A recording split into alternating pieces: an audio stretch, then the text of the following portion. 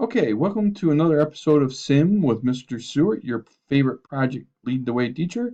And today we're working on the card box. And what we're going to do is we're going to make something similar to this. Not the exact same, but in the neighborhood. So I'm going to start a 2D sketch.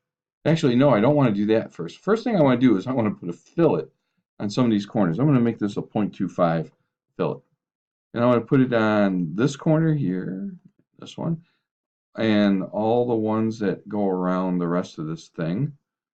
So I'll do this, and there we go. All right, and I'll just say OK. Now we got that there. Now I'm going to start my 2D sketch right on this upper surface. And what I want is to use the project geometry tool. We're going to use that a lot.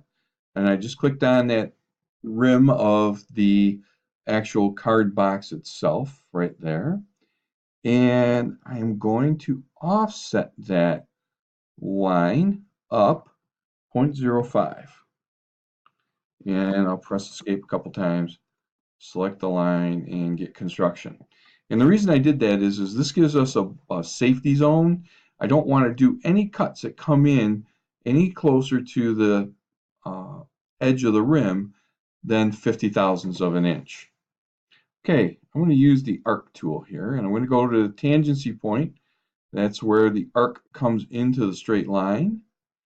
And I'll go to the other tangency point at the other end. And then for the arc command, you go to the midpoint of the arc. I'm going to draw a line from the end point there to the end point at the other end, and I'm going to finish my sketch. And I'll turn it around so that I'm looking at it. And I'm going to do an extrude. And that was the only thing I had on there. It's going to be a cut. And the distance is going to be 2. And I want to pick on that surface right there and say OK. So now I've got this arc on one of the long sides. And I want this on the opposite side. And I can just redo this on the opposite side. But a simpler thing might be to actually use a mirror tool. So I'm going to right click or click on origin here. And then I'm going to right click on this plane, which is the YZ plane. And I'm going to use, whoops, too soon. I'm going to use the mirror tool. And I'm going to mirror that feature about, and I'm just clicked on mirror plane, that mirror plane, and say OK. And now I should have that on the opposite side. And I do. So now I have that all done. I want these features on the top of the part. Remember, the deep pocket here is the bottom. The opposite side is the top. So let's see what happens. I'm going to turn on this plane right here. This is the one that goes through the middle of the thing, and I can turn that one off just to keep it from being confusing. When I say it goes through the middle of the thing, it completely splits our box right in half here. Now, what I want to do is use the mirror tool. Here, mirror. I'm going to select that feature. I'll come around and get that feature. The mirror plane. It's going to be that one right there. And let's see what's going to happen here. I got a feeling, yeah, I'm not going to get the result that I want because it's not tall enough. All right, we'll just do something different. Undo. So we'll go back to this, and I'll spin this around. Yep. Okay. So here's what we're going to do. I'm going to take a look at the bottom of this thing and hit 2D sketch, and I'm going to go on this surface, and I'll look at this isometrically because that's my favorite thing to do.